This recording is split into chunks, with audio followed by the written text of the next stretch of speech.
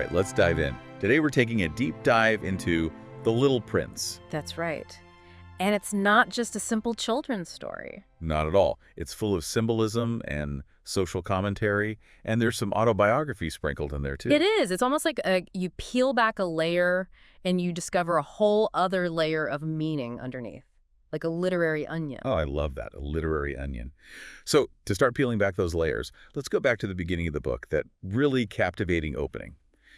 The narrator is a pilot, and as a kid, he draws a picture of a boa constrictor swallowing an elephant. Mm-hmm.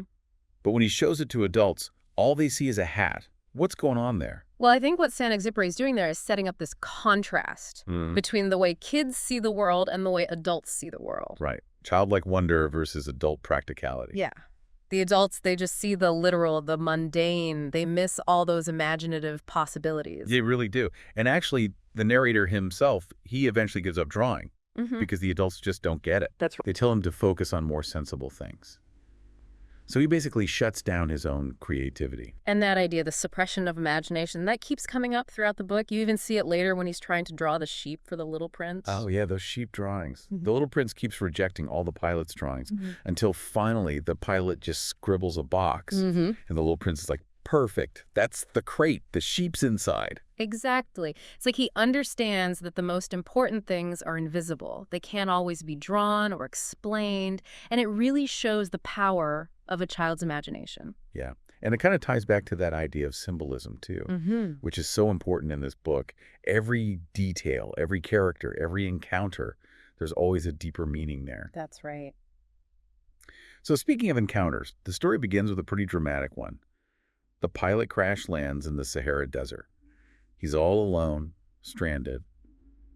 And then he meets this strange little boy, the Little Prince, who doesn't seem fazed at all by the situation.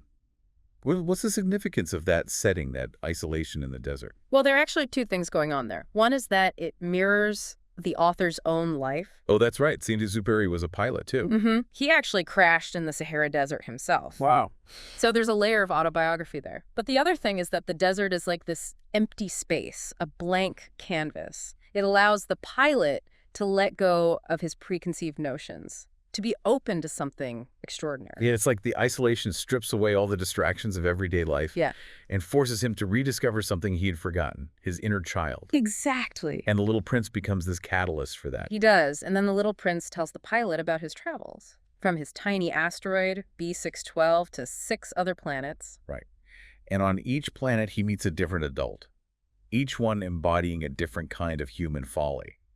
The king who has no subjects. Right. The conceited man who just wants admiration. The drunkard who's trying to escape reality. The businessman obsessed with numbers. The lamplighter who's blindly following orders. And the geographer who's completely lost in abstract knowledge. It's like a whirlwind tour of all the ways adults mess up. It is. And each encounter is Saint-Exupéry's way of satirizing human nature. He's critiquing the values that often lead to emptiness and disillusionment. Right. He's holding up a mirror to society and saying, look at yourselves. What are you chasing after? But there's also a sense of sadness there, too. Yes. Like he recognizes the loneliness that often comes with adulthood. And that sadness, it becomes even more apparent when the Little Prince arrives on Earth. He comes here expecting something amazing, but at first he's actually disappointed. Yeah. It's kind of like when you're a kid and you realize the world isn't quite the magical place you thought it was. Exactly. And that disillusionment, it gets emphasized through several encounters, like when he meets the snake, who cryptically offers him a way to return home. And then he talks to the mountain echo, which just repeats his own words back to him. And then, of course, there's the field of roses, which completely shatters his belief in the uniqueness of his own rose back on his asteroid. It's a crucial moment because he has to confront the fact that what he thought was so special might not be so special after all. Yeah, it's like he's learning about the complexities of love and loss and realizing that the world can be a harsh place. It can. But then he meets the fox. And that's where the story takes a really profound turn. Absolutely. The fox is so much more than just a character. He is. He represents wisdom. Yeah. And he guides the Little Prince towards an understanding of love, loyalty, and responsibility. And it's through their interactions that the Little Prince learns about taming and the importance of forming those meaningful connections. And then, of course, there are those famous lines to the fox. What is essential is invisible to the eye. You become responsible forever for what you have tamed. They're not just pretty words.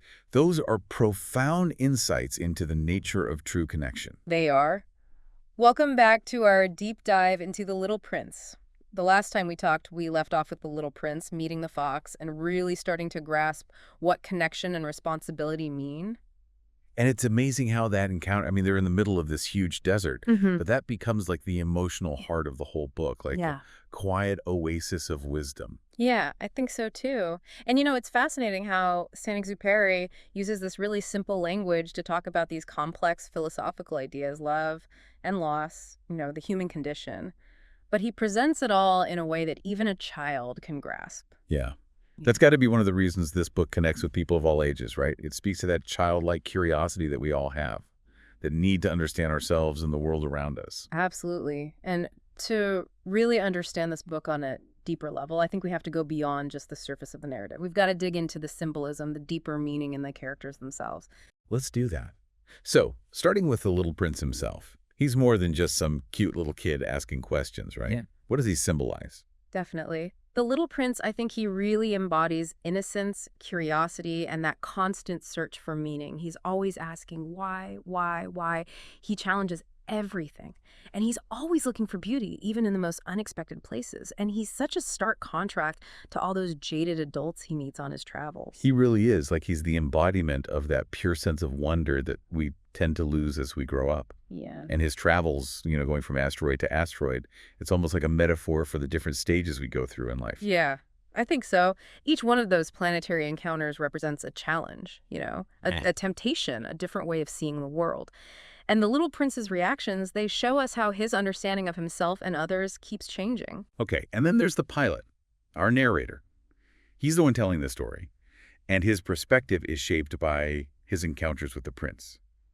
How would you describe their relationship, and how does that relationship evolve as the story goes on? The pilot, he kind of represents that world weariness, the practicality of adulthood, right? Like he's lost that connection to his inner child. But then the Little Prince shows up, and suddenly he's reminded of that sense of wonder that he'd forgotten. Yeah. And their relationship, I think it shows us how innocence can really challenge cynicism and how a child's perspective, so simple, can actually offer profound insights. It's a really subtle transformation, it is. It is. In the beginning, the pilot is kind of skeptical, like he doesn't really believe the prince's stories. But as they spend more time together, he starts to be drawn into that world, and he rediscovers that beauty in the ordinary. Exactly. And their conversations, they're not just chit-chat. They're like these deep philosophical dialogues about love and loss and what it means to be human. And the Little Prince's questions, even though they're simple, they force the pilot to really look at his own beliefs, his own assumptions about the world. It's like the Little Prince, with his innocence, becomes this spiritual guide for the pilot, leading him back to that place of wonder, to being more genuine. Yeah, I like that. And speaking of other characters, we've talked about the fox, but what about the rose? She's a pretty complex character, beautiful, captivating, but also she's a little demanding, a little vain. Oh, the rose. She's so interesting. Remember how the Little Prince was so careful to shield her from the wind and put her under that glass globe? It really shows the lengths we'll go to protect the things we love. But it also kind of hints at the possessiveness, the fragility of love. Yeah, exactly. The rose represents love and beauty, but also the challenges that come with relationships. Her thorns, they symbolize the pain, the heartache that love can sometimes bring. And then, her beauty, well, that represents the joy and the fulfillment that love can offer too. Right. And when the Little Prince gets to Earth and sees that field of roses, it's almost like he's struggling with that. Yeah. How to reconcile this perfect idea of love that he had with the reality of relationships. Exactly. And it's from the fox that he learns that his rose is special, not because she's the only one, but because of the time and love he invested in her. He tamed her, and that makes her unique. Yeah. It's such a beautiful lesson about the transformative power of love and how a true connection creates something special, something irreplaceable. Exactly. It's a reminder that love isn't about finding the perfect person. It's about building a bond, choosing to see the beauty, even the imperfections. Yeah. It's amazing how much symbolism Saint-Exupéry packs into these characters that seem so simple on the surface. It's like each one holds up a mirror to a different part of what it means to be human. It really is. And that's what makes The Little Prince such a rewarding book. It's open to so many interpretations. Each reader can connect with the story in their own way, find their own meaning. Okay, let's talk about how the story is written now. How would you describe Saint-Exupéry's writing style? And how does it contribute to the book's lasting appeal? His writing is simple, but it's deceptively simple. He uses fables, allegory to explore these really deep ideas in a way that anyone can understand, no matter their age.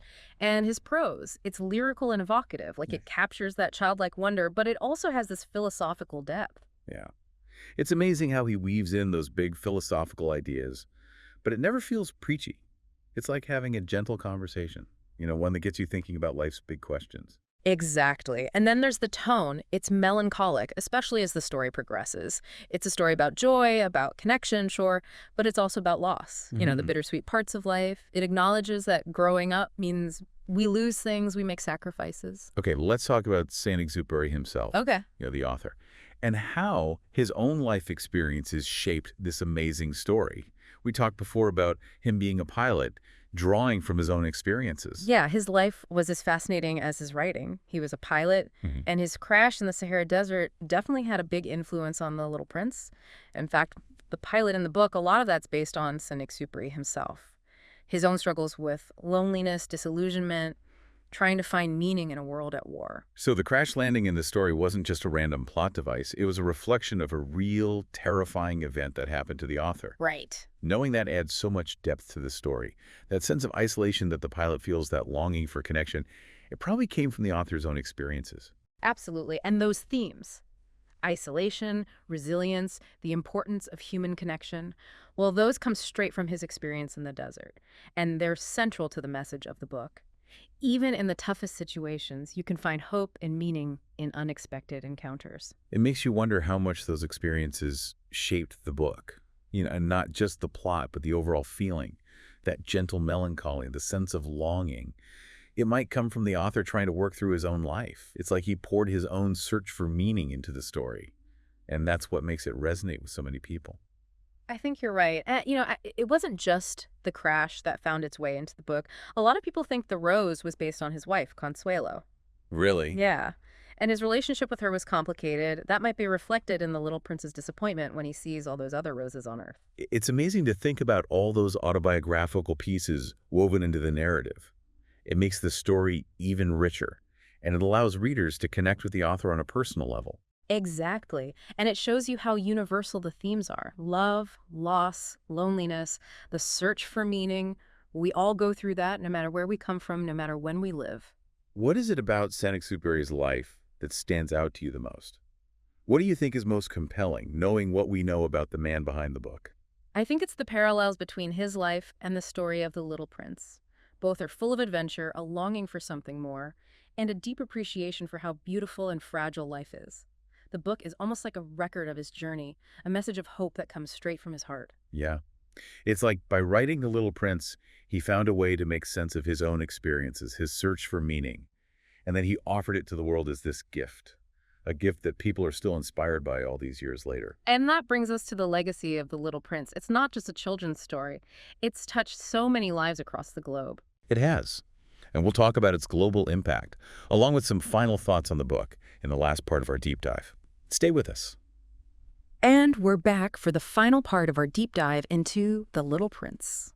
It's been a real journey so far, exploring the symbolism and the characters and the author's life. Like we said before, peeling back the layers of that literary onion and finding something new with every layer. And what's amazing to me is how this story, it seems so simple on the surface, right?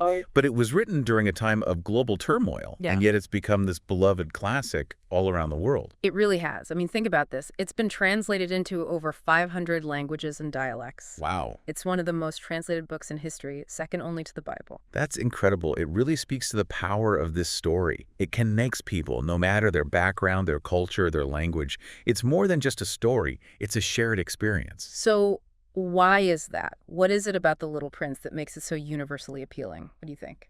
Well, I think it taps into those universal human desires, that need for connection, the search for meaning, the appreciation of beauty. Those are themes that speak to all of us. Yeah. And Saint-Exupéry, he presents those themes in such a simple yet profound way.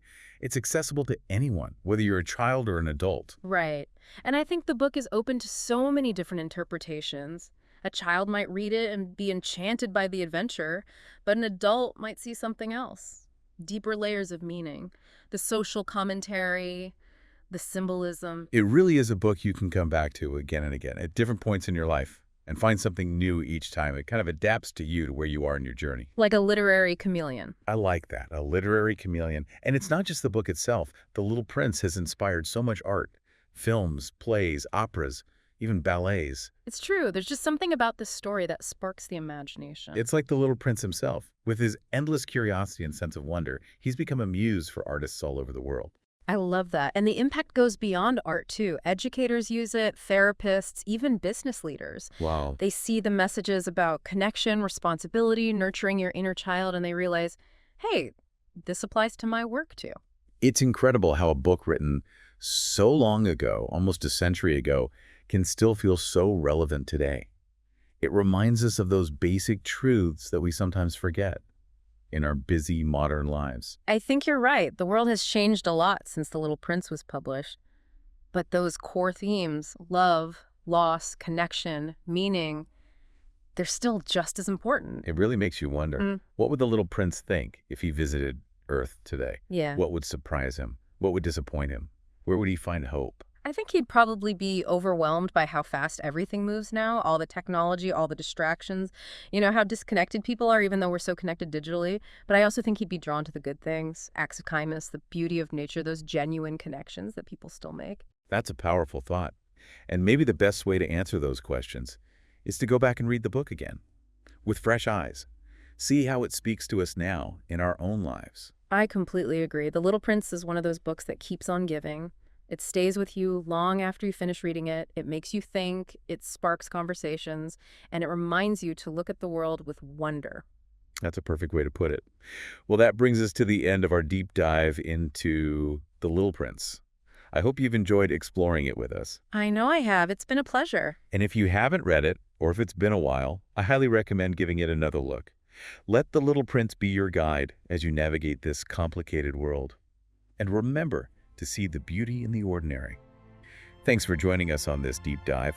Until next time, keep exploring, keep questioning, and keep that sense of wonder alive.